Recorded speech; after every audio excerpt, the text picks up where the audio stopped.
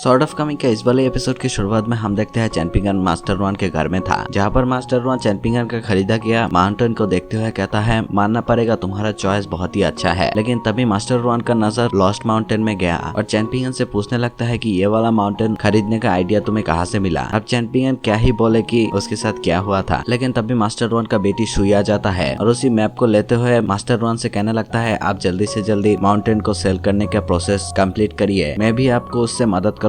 Master one champion के इस बात से बहुत ज्यादा खुश था और चैंपियन से कहने लगता है माउंटेन खरीदने के बाद भी तुम्हारे पास कुछ कॉइन होगा, मैं उसी कॉइन से इस टाउन में तुम्हारे लिए कुछ शॉप खरीद लेता हूँ, उसमें तुम अपने जैसा बिजनेस कर सकते हो। अब चैंपियन मास्टर वन को थैंक यू कहने लगता है और बोलने लगता है अगर आप नहीं होते तो मैं इसके बारे में सोचता तक भी नहीं। ये बोल के वहाँ से चला जाता है। मास्टर वन कहने लगता है ये बंदा बहुत नेक दिल है, मुझे नहीं लगा था कि ये बंदा मुझ में इतना भरोसा करेगा, सच में ये बंदा मुझे काफी इम्प्रेस कर दिया है। अब चैंपियन आगे बढ़ रहा था और उसे मास्टर वन के बात याद आने लगता है, जहाँ पर मास्टर वन कह रहा था तुम अब इस टाउन में बहुत ज्यादा अमीर बन गए हो, अब तुम चाहो वो शादी कर सकते हो, तुमने बचपन में जो दर्द सहा है वो तुम्हारे बच्चे लोग नहीं सहेंगे, तुम्हारे पास पावर नहीं है, इसीलिए तुम्हारा सेफ रहना सबसे ज्यादा जरूरी है और मैं मास्टर वन तुमसे वादा करती हूँ कि तुम्हारे फैमिली को मैं हमेशा प्रोटेक्ट करूंगा और हो सके तो तुम्हारे फैमिली बिजनेस में भी मैं मदद करूंगा। मुझे पता है तुम मास्टर ची का बहुत ही क्लोज थे, अब मास्टर ची जाने के बाद तुम उसे मिस करते भी होगे, लेकिन तुम्हें मास्टर ची के बारे में चिंता करने की कोई भी जरूरत नहीं है। हम देखते हैं चैंपियन के साथ मिलने के लिए मास्टर यान भी आ गया था। चैंपियन से कहने लगता है तुमने अपने 10 वाइटलिटी पॉइंट को अवेकन कर लिया, जो कि तुम्हारे लिए बहुत ज्यादा डिफिकल्टी हुआ होगा,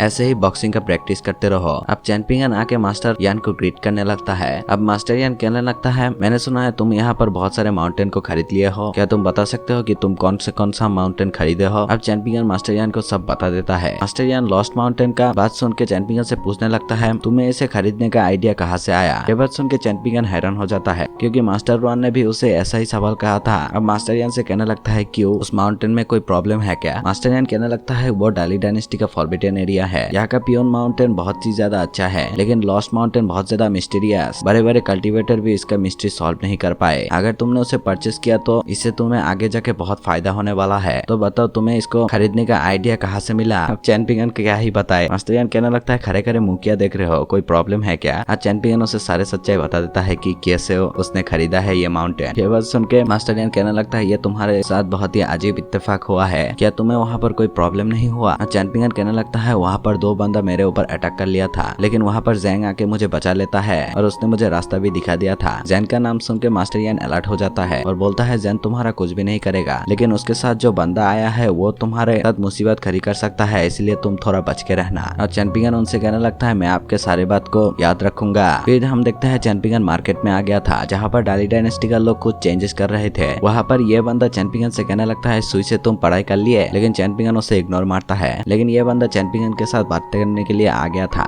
और बोलने लगता है इस बंदे का नाम है जैन, ये डाली डायनेस्टी का एक इम्पोर्टेंट पर्सन है, लेकिन इसे कोई भी घास नहीं डालता। आज चैंपियन कहने लगता है तुम हो कौन। अब ये बंदा कहने लगता है मेरा सरनेम है सुई, लेकिन जो लोग मुझसे डरते हैं वो मुझे लायन कहता है। फिर ये बंदा चैंपियन से पूछता है क्या तुम मुझे सॉन जिनशिन का घर दिखा सकते हो, लेकिन चैंपियन कहता है मुझे मास्टर रॉन के घर में जाके काम करना है। लेकिन ये बंदा उसे रोकते हुए कहता है तुम्हें लग रहा होगा कि मैं कोई इविल पर्सन हूँ, लेकिन मैं तुम्हें सच्चाई बताती हूँ, असल में मैं सॉन्ग जिनशिन का भाई का बहुत अच्छा दोस्त हूँ और उसने मुझे बोला था कि स्मॉल टाउन में जाके सॉन्ग जिनशिन का घर देखने को, ताकि मैं जब डाली डायनेस्टी में जाऊँ तब मैं उसे बता पाऊँ। लेकिन चैंपियन कहता है मैं तुम्हें बता नहीं सकता, इसलिए आगे जाके मेरे लिए परेशानी खड़ी मत करना। ये बात सुन के ये बंदा कहने लगता है अरे नहीं नहीं, मैं ऐसा पर्सन नहीं हूँ, कुछ लोग होते हैं बातों बातों में ही किसी का फैमिली को भी पनिश करता है, लेकिन मैं बहुत अच्छा इंसान हूँ। चैंपियन कहने लगता है तुम शक्ल से जितना भोले वाले दिखते हो उतने हो नहीं। लेकिन बाद में हम देखते हैं चैंपियन उसके लिए राजी हो गया था और उसे सॉन्ग जेनशिन का घर ले जाने लगता है और उसे बोलता है तुम उसका घर का दरवाजा नहीं तोड़ोगे। अब ये बंदा कहता है चिंता मत करो, मैं बाहर से ही देख लूंगा।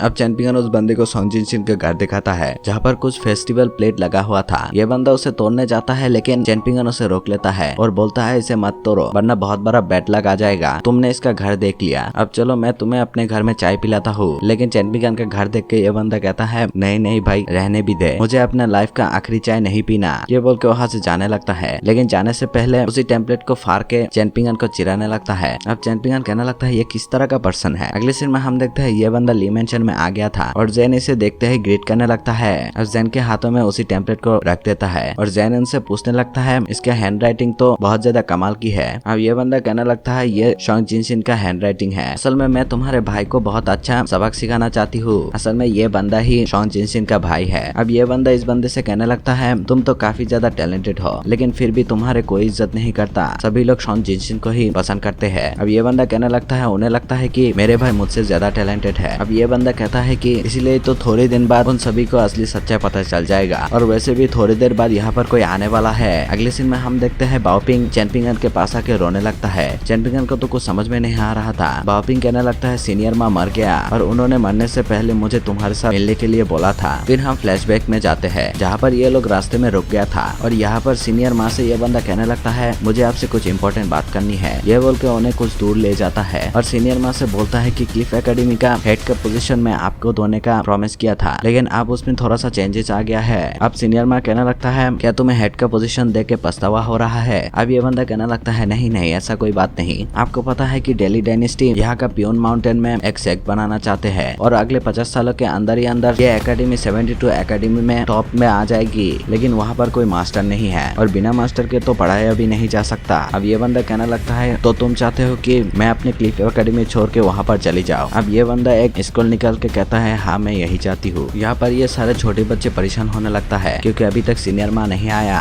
और उनको शक होने लगता है कि कुछ तो गड़बड़ है, और वो लोग देखता है कि वहाँ का गार्ड उनको घूर रहा था। ये देख के उनका शक यकीन में बदल जाता है। यहाँ पर सीनियर माँ स्कूल को ना पकड़ के इस बंदे का हाथी पकड़ के मरोड़ दिया था और बोलता है मैं वहाँ झाड़ू मारता हूँ, लेकिन इसका मतलब ये नहीं मैं क्लिफ एकेडमी को धोखा दूंगा। ये बोल के उसके ऊपर अटैक कर देता है, लेकिन यह बंदा बच जाता है। अब ये बंदा कहने लगता है आप अपने क्लिफ एकेडमी को सुई डायनेस्टी में लाना चाहते हो, लेकिन आपको पता है कि डाली डायनेस्टी सुई डायनेस्टी दुश्मन है, लेकिन फिर भी आप ये चीज करना चाहते हो और ये चीज कभी डाली डायनेस्टी बर्दाश्त नहीं करेगा। यहाँ पर ये बच्चे लोग बड़ी चालाकी से इस गार्ड से अपना पीछा छुड़ा लेता है और बाओपिंग सीनियर माँ को ढूंढने के लिए चला गया था। यहाँ पर ये दोनों एक इमेजिनरी वर्ल्ड में था जहाँ पर उनके बीच में फाइट चालू हो जाता है, लेकिन हम देखते हैं इस फाइट में ये बंदा सीनियर माँ को अच्छी टक्कर दे रहा था और उसके ऊपर भारी पड़ने लगता है और बोलने लगता है एक सेंट जो कर सकता है वो मैं भी कर सकता हूँ। हम देखते हैं सीनियर माँ उसे रोकने की कोशिश करता है, लेकिन वो नाकामयाब रहता है और उन्हें वहाँ पर ट्रैप करके सीनियर माँ को गले में पकड़ लिया था। अब सीनियर माँ कहने लगता है तुम किसके लिए काम करते हो? अब ये बंदा कहने लगता है आपको अभी तक पता नहीं चला, मुझे तो लगा था कि आप समझ गए होगे।